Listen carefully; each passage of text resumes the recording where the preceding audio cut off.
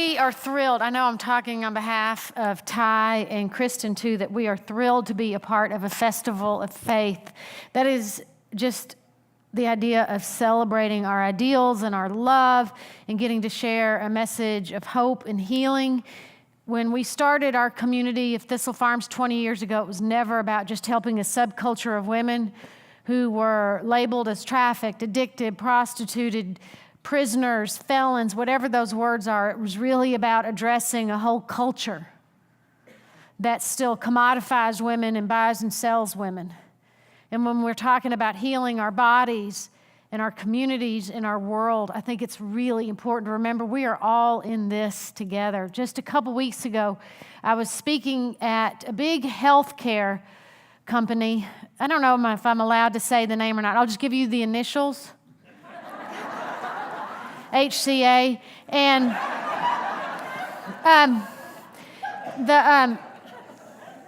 it was set up just like this, and two of the beautiful survivor leaders and I were talking, and it was about women's resiliency and how women heal. And I did my talk, and I talked about how, for 21 years we've worked with women who on average are first raped between the ages of 7 and 11, first hit the streets between the ages of 14 and 16 years old, and how we really wanted to love women. And once we started working with women, we realized we had to open a justice enterprise. And we had to open that because if you love people, you have to be concerned about their economic well-being, right? So, and about how we had grown to be the largest justice enterprise in the U.S. run by women survivors, and what we were about and how we were about healing the world. And the whole thing was beautiful. And then there was a Q&A time, and the two women were sitting in this living room setting. And the question was to each of the women, how have you found healing? And one of the women who totally fits the profile of the folks that we serve, who has faced murder charges, who was shot at, who's, been abused since she can remember, and she's done this powerful work. She's 14 years a leader in our community. She is awesome, and she trains new women coming in and helps bring them into the whole idea that we can heal ourselves and be a part of the healing of the next woman coming in off the street. She's awesome. She's sitting on the couch, and when she began to speak, she said, I've been through a horrible tragedy in the last few weeks, and I didn't know what I could say. And I feel love in this room. And then she just started to weep. Now, this is a room full of people who maybe there is addiction. It's to being like superheroes, or addiction to stress, or addiction to how whatever success defined looks in their lives. But it was a powerhouse-packed group. And when she just began to weep, what happened was everybody in the room started to weep with her. I was like, this is the antidote. This is the antidote to everything we're talking about. Like, I can be present, I can be safe, I can trust that if I have both courage and humility, I can find the freedom to be myself in this world, even when there are no words. We're all triggered, we're all stressed, or we're all searching still, we're longing. I love that sometimes it's just sitting with each other and really seeing each other and saying, I recognize both the brokenness and the deep work you have done, and I honor you. And we can weep. We practice in the community of Thistle Farms 3 things, I think, that help us find a path through. And we've been that way since the beginning. We always wanted to be a witness to love. That was our goal in this world. And so the first thing, when we set up communities for women, the very first thing was there's going to be no authority in the house. Especially if you have an addiction a childhood with trauma. Authority is one of the biggest triggers in this world. We can manipulate it, we can hate it, we can run from it, whatever. It's not a healthy relationship, so let's remove it. And the word is alongside. Let's do this work alongside each other. Let's see how we can listen to each other, love without judgment, practice radical hospitality, but do it together. And just see how we can serve and love each other. And maybe we can find some freedom for the addictions in our lives. The second thing is 2 years. Come and be a part of the community for 2 years. I feel like that's long enough time to kind of love your therapist, hate your therapist, then fall back in love with your therapist. It's also true in this whole work when we are learning about freedom from our triggers and addictions and our fears and all of that, that the best thing we can give each other is the time and the space for us to do the healing work we need to do. I can't fix it for you, and I definitely do not want you to try to fix it for me. But if you can offer me some time and space, I can do this work. You know, it's not like that old saying, give a woman a fish, feed her for a day, teach her how to fish, feed her for a lifetime. Women have been fishing for a long damn time. Right?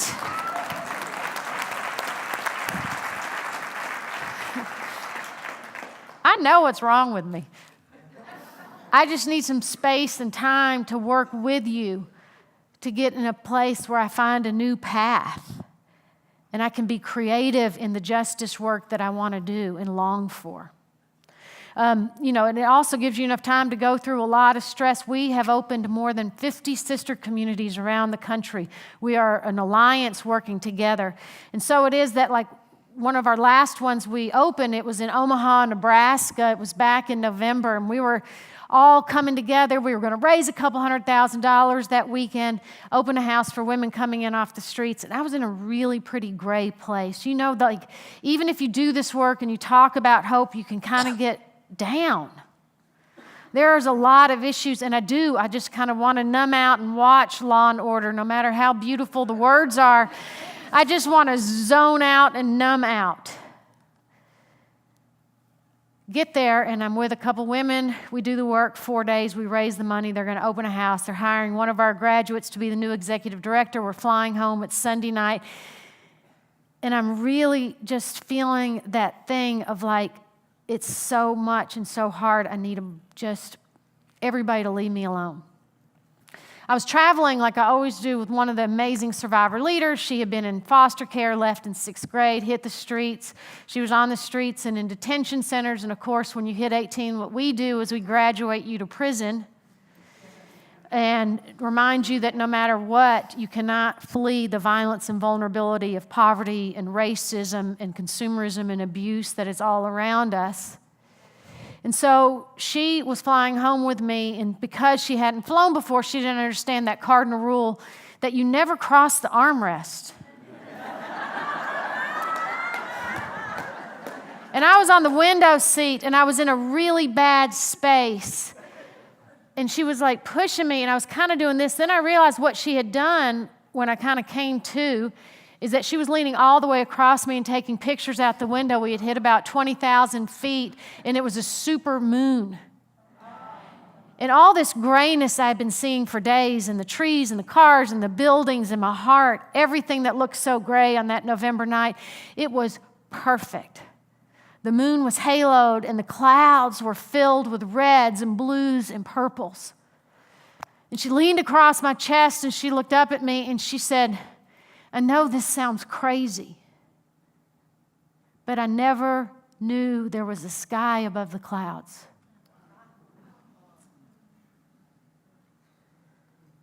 That's why we keep doing this. That's why we wake up. I looked at her and I go, Sophia, I'm good for another 5 years. 2 years, 4 years, 5 years. This work of doing things alongside each other and being together is how I want to live. And the last aspect of how we do this that I think is an antidote for this addictive place that we can get to is it's free. We offer everything free. If you're asking women who have been on the streets since they were teenagers to come pay out when they get out of jail $150 a week, you're asking them to go hustle. Let's be together and think creatively about how we engage people and how we can change these issues and think about how we can be better. By our work at Thistle Farms as a community, I know we have been part of changing the language in this country, passing legislation, engaging people who would have never been engaged before. There is a love economy. There is a way that we can offer all this free and it becomes lavish and it's also scalable and sustainable. Our latest effort was working with a group of women who came from Syria, who were all in a refugee camp in Greece. We had seen the video. I had seen the video of women crossing with their small children with those life vests on. And when they get to Lesbos Island in Greece, they put blankets on them. And then there were these images of these just piles of life vests and these rotting blankets. And I thought, wouldn't it be beautiful to begin a justice enterprise within that camp that maybe may help families reunite and help women have agency and choices and restore some of their ability to dream and hope that is in them. You can rape women, you can addict women, you can jail women, you can make women refugees, you can do all that, but you cannot kill hope in them. So we went to Greece a year ago this month. We said we'd love to start weaving these life vests and blankets into welcome mats. And it took about 3 or 4 minutes for 9 women to gather, even though just about every agency that was there said, you can't do it. You can't work with women, refugees, because you can't pay them, you can't hire them, and if you hire 9 women to come start a new justice enterprise, you're going to cause a riot. And I was like, sounds good, let's go.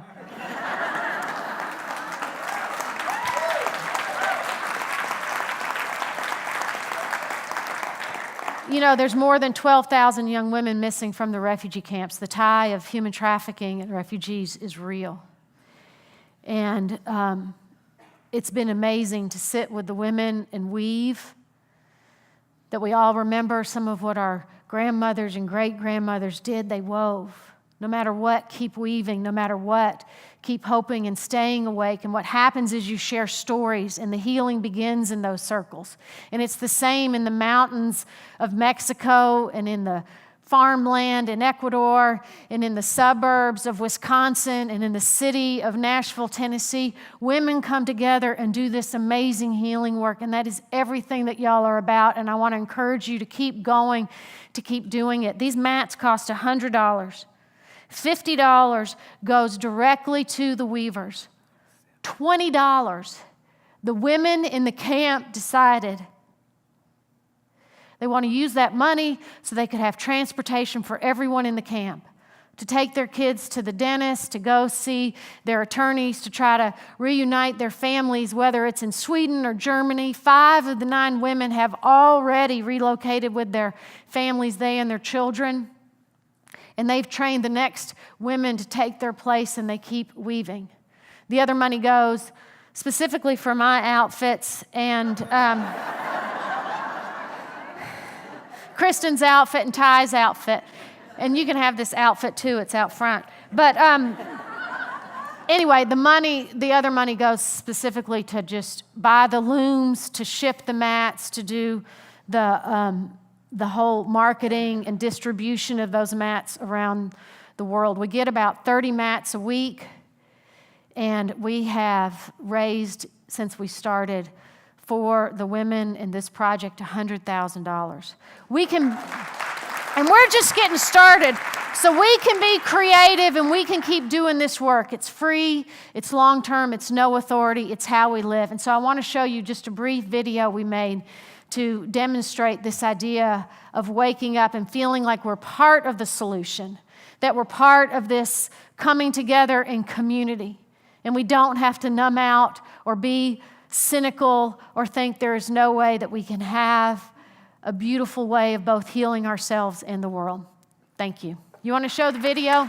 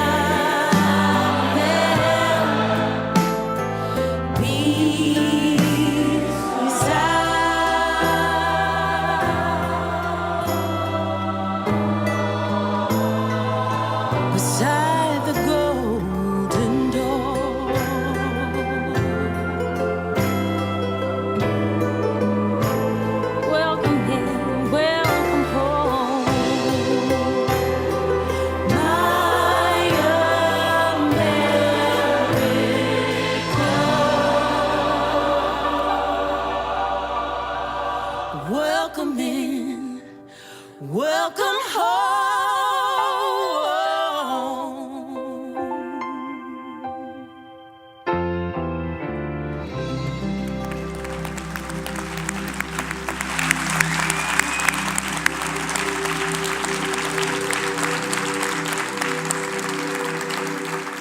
That's really lovely. Thank you. I think we may be just a little bit behind schedule, but before we take a quick break, I do want to give opportunity for reflection questions to what we just heard. And You are so awesome. Oh my gosh. Really? Incredible. Really unbelievable. Just Chris is gorgeous. like, It's like this morning, one of the moderator was talking about manure.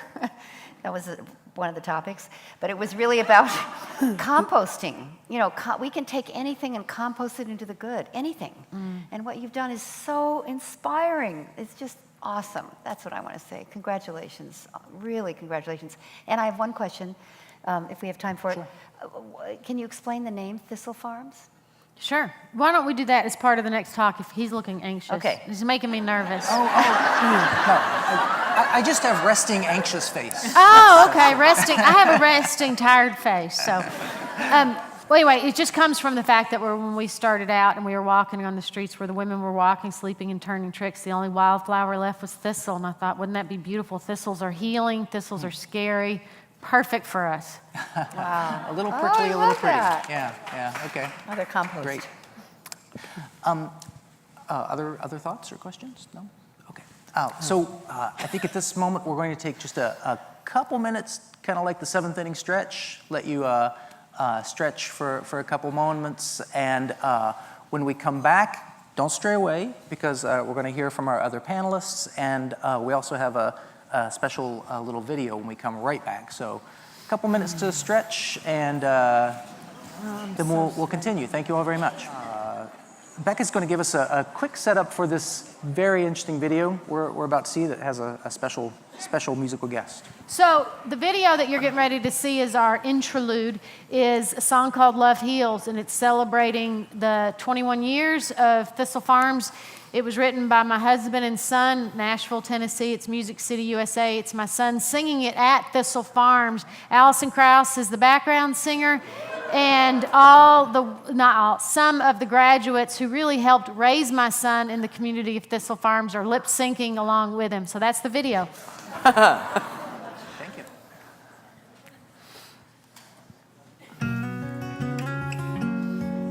For 21 years, Thistle Farms has been a witness to the truth that in the end, love is the most powerful force for change in the world. Hate kills, birds fly, rocks roll, and tears cry, and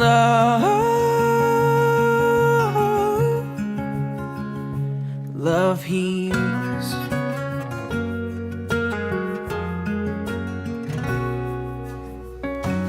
Whiskey burns, records scratch, wheels turn, sparks catch, and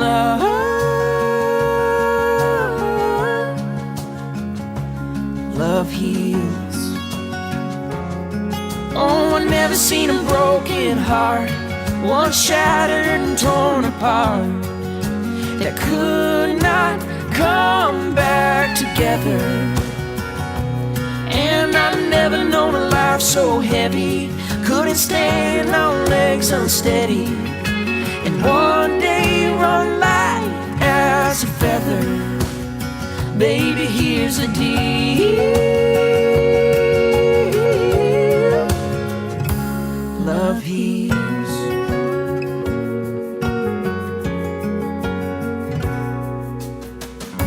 Sunsets, suns rise, on regrets and alibis.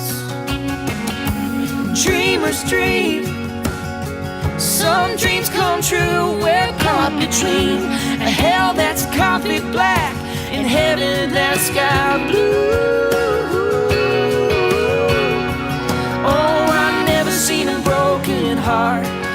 shattered and torn apart. They could not come back together. Oh, I never known a life so heavy. Couldn't stand on legs unsteady. And one day run light as a feather.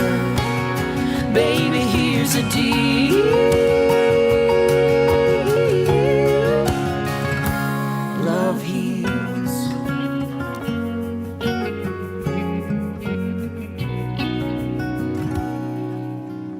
And everything that's shiny one day gets broke. It's some kind of mystery, but this much I know. Love